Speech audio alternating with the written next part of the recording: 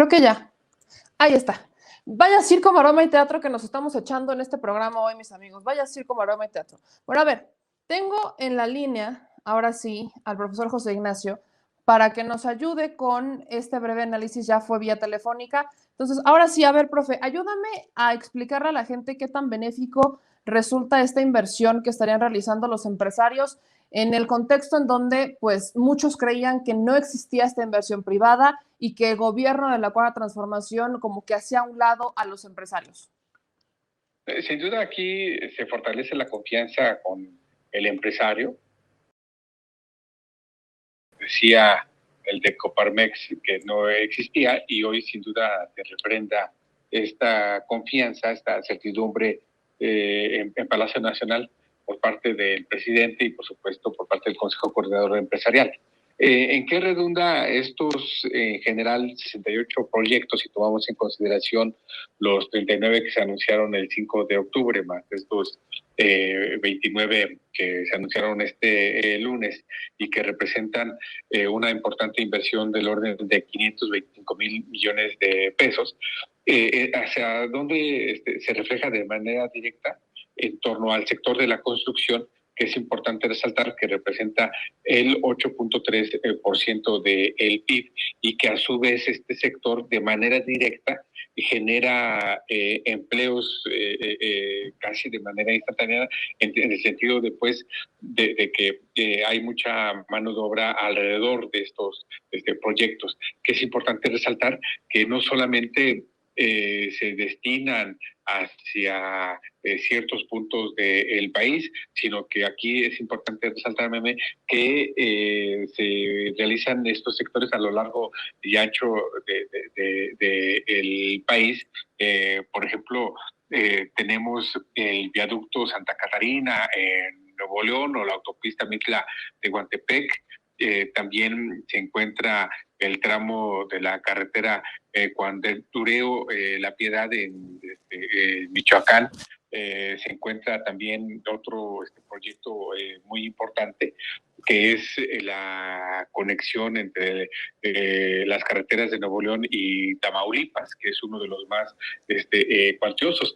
Paradójicamente, que aquí también es importante resaltar que el gobierno, los empresarios van a invertir fuertemente en los estados de aquellos gobernadores que tanto dicen que el presidente no apoya, que están en contra de cómo ahora desde la federación se está manejando el presupuesto. Bueno, pues precisamente ahora el presidente les da con guante blanco, en el sentido de que van a invertir fuertemente en esos estados, principalmente de estados que están impulsados por gobernadores que no apoyan al presidente en torno al presupuesto. Bueno, pues ahí están ese tipo de inversiones, por cierto. Ahora, ¿quién le hace daño a quién? ¿Es el gobierno el que le hace el feo a los empresarios o son los empresarios que no han querido adaptarse a las nuevas formas? ¿Qué está bien o qué está mal desde esta perspectiva? Fíjate que es muy interesante tu comentario. Desde hace 83 años, la inversión pública del país siempre iba hacia el norte. Si analizamos los planes nacionales de infraestructura, los dos primeros que se tiene en el país, el de Calderón y el de Peña Nieto, estas inversiones y estos proyectos siempre iban hacia el norte y siempre se beneficiaban a empresas constructoras, por supuesto, que apoyaban candidatos de los partidos respectivos en el poder. Llega López Obrador y ¿qué es lo que hace? Canaliza la inversión pública hacia el sur-sureste, hacia zonas deprimidas, hacia zonas que nunca antes había invertido y saca a este tipo de empresas que estaban coludidas, ¿no? Entonces, y también saca nuevas licitaciones en torno a nuevos proyectos no es que se castiguen los precios, sino que se ajustan los presupuestos y por supuesto este tipo de empresas pues ya no tienen estas ganancias. Por lo tanto, vemos ahí empresas como ICA, Cemex, IDEA, ¿no? Que tradicionalmente participaban en estos proyectos, subrayo que iban muy dirigidos hacia el norte y que ahora están hacia el sur-sureste y que pues se les cayó el negocio. De ahí es pues que este tipo de empresarios, mencionaba muy bien, relacionados con el grupo Monterrey, ¿no? Con los 10 hombres de negocios de Monterrey, ¿no? 9 hombres, una mujer, ¿no? Que tradicionalmente participaban en ese tipo de proyectos y ahora ya no. Y quisieron doblegar al presidente y bueno, pues tenemos los resultados que la inversión siguió y ahora se suman a estos proyectos que está presentando el presidente de la República. Ahorita que tocas ese tema, no lo tenía en mente, pero aprovecho para preguntarte. Me dices que siempre se invertía en el norte y prácticamente no o nunca en el sur-sureste. ¿Por qué? ¿Por qué no se daba eso? ¿Por qué no había ese interés de detonar la economía del sur-sureste? Esto va muy relacionado con el sector manufacturero, exportador, automotriz del país. Si analizamos dónde están afincadas las principales empresas nacionales, transnacionales, exportadoras y que tienen vínculos principalmente con la industria de Estados Unidos, están en el norte, en la zona centro-norte, una, y en la zona norte del país. Entonces, estas 9 entidades exportadoras del país que exportan el 47.1% del total de lo que México vende, son beneficiadas, ¿sí? También por la inversión que realiza el gobierno. Tenemos en el sur-sureste que participa en términos de exportaciones con el 0.2% y por supuesto no tiene infraestructura, ¿no? De ahí es que el negocio en cuanto a inversión pública en materia de construcción, de obra pública, pues siempre iba hacia el norte y siempre se privilegiaba a este tipo de empresas. Ahora que el gobierno de López Obrador ya no tiene esos proyectos, ¿no? Muchas de estas empresas, por cierto, se vieron afectadas en cuanto a sus ingresos. Tenemos el caso, por ejemplo, de Cemex, ¿no? De ICA, que estaban prácticamente en la quiebra a raíz precisamente que ya no se les dieron este tipo de contratos. Ahora, ¿por qué no había ese tipo, por qué no hay o por qué no se privilegió, perdón, la infraestructura? Hay un tema, por ejemplo, que leo mucho en los comentarios y es que en el sur-sureste es mucho más el tema turístico, ¿no? Se explota el turismo, pero no hay o no había más bien esa intención de explotar la infraestructura.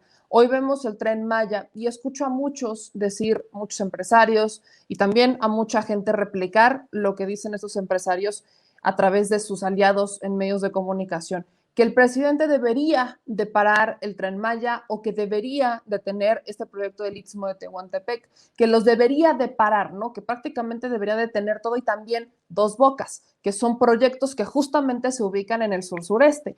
Entonces, si son proyectos que cuando nos los explican nos dicen que van a detonar la economía, ¿por qué vemos que existe este contra? ¿Por qué si en esos proyectos también participa la iniciativa privada, por qué esta insistencia en parar estos proyectos? ¿Tan malos son para los empresarios o para la gente? Para nada. Quien le ha entrado al negocio, por supuesto, se trata eso de un negocio, de una inversión, y por supuesto que van a tener utilidades, van a tener ganancias, de eso se trata. ¿Cuál es aquí el pero? Que va dirigido a zonas que en este momento no tienen una plusvalía, ¿no? Totalmente distinto, por ejemplo, a invertir en Querétaro, Guanajuato, ¿no? Donde están ahí las grandes empresas y volteamos al sur sureste y no tenemos esta inversión. lo señalas bien, es una inversión totalmente turística, que es importante resaltar que las personas que trabajan en el sector turismo en el sur del país, ¿no? Solamente de los 12 meses tienen 5 meses de ingresos, y los demás, a ver cómo les va. Bueno, precisamente lo que ahora está dándose, se está generando con estas inversiones muy importantes, no solamente es la construcción del tren per se, no solamente es la construcción del Tren Maya, por ejemplo, sino que de manera paralela se está creando infraestructura para beneficiar a las sociedades. Por ejemplo, de manera lateral a el tramo del Tren Maya, se está invirtiendo en flujo eléctrico, en infraestructura de iluminación. Algo muy importante, Meme, también se está invirtiendo, este es el primer año en que se va a generar esa inversión, a raíz de que no estaba esta empresa que se llama CFE Telecomunicaciones, cuyo principal proyecto es impulsar la cobertura de Internet y la conectividad de Internet, ¿no? Lo veíamos hace un momento que no nos podíamos conectar, ¿no? Bueno, pues en el sur-sureste no hay luz, no hay cobertura, y por supuesto que no hay conectividad. Y como son zonas de menor ingreso, pues no resulta negocio. Ahí es lo importante de esta inversión. Es decir, no solamente es el tren en sí, sino toda la inversión de infraestructura directa e indirecta que está generando alrededor de esta importante inversión. Lo mismo ocurre en el tren transísmico de Salina Cruz, Coatzacoalcos, ¿sí? Entonces, ese es precisamente lo que tanto les duele a los varones del dinero del país, que por primera ocasión, ¿no? Después de 83 años, no se da ese tipo de inversión en el norte del país, y que algo muy importante, se cambia el umbral de los negocios, ya no va dirigido hacia este tipo de empresas, tanto de construcción como manufactureras, sino que va dirigido hacia el sector terciario, en este caso del turismo, pero también para beneficiar a las comunidades que viven de manera paralela al tren. Ahora, ya me queda clara esta parte del sur también a la gente, y creo que es mucho lo que hemos estado repitiendo, porque lo hemos repetido bastante, pero ¿estarías de acuerdo que si hubieran detonado el sur-sureste hace 30 años, deja tú 80, hace 30 años, hoy tanto el norte como el sur tendrían una plusvalía alta y no estaríamos viendo a dónde invertir? Totalmente de acuerdo, te lo pongo en este contexto. El municipio de Benito Juárez, Oaxaca, ¿sí? La gente que trabaja en ese municipio, al día tiene un ingreso al día, de 94 pesos al día. En San Pedro Garza, ¿sí? El municipio más rico de América Latina, que se equipara, por ejemplo, a San Diego, ¿no? Su nivel de vida, tiene al día el trabajador ahí un ingreso de 494 pesos. Esa es la gran diferencia, ¿sí? Entre 94 pesos y 484 pesos, ¿sí? Precisamente a raíz de toda esta inversión, como tú bien señalas, que se dio, ¿sí? Entre estas empresas, estos empresarios vinculados al poder, y precisamente, ¿no? Cuando ya no fue negocio, pues los descataron, ¿no? Si tantito le buscamos ahí las empresas de construcción, las empresas manufactureras, ¿no? Que continuamente eran apoyadas por el gobierno, ya sea por subsidios, por rescates, ¿no? Pues por supuesto que apoyaban a los candidatos del PRI y del PAN, ¿no? Y esto cambió totalmente, ¿no? Entonces es allí donde vemos cómo es que se da este beneficio en el sureste. Y algo muy importante, no solamente es la inversión en sí, el bienestar, ¿sí? Sabemos muy bien que con